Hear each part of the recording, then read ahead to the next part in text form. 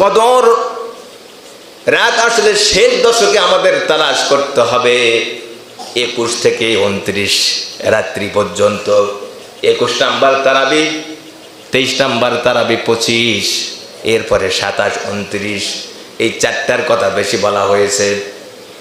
কোন কোন হাদিসের তাফসিরে বর্ণনা করা হয়েছে 27 রাত হওয়ার সম্ভাবনা বেশি, কিন্তু এরকম খাস কোনো দলিল নাই যে ওই রাত্রি হবে।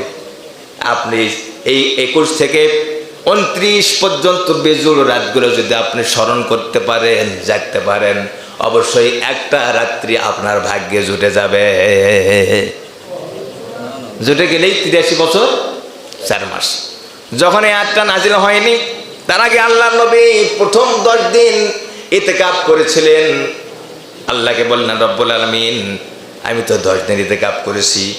আল্লাহ তাআলা আয়াত নাজিল করে জানাই দিলেন, হে নবী, প্রথম 10 দিন নয়, তুমি শেষ 10 দিন তুমি তাওয়াফ করো।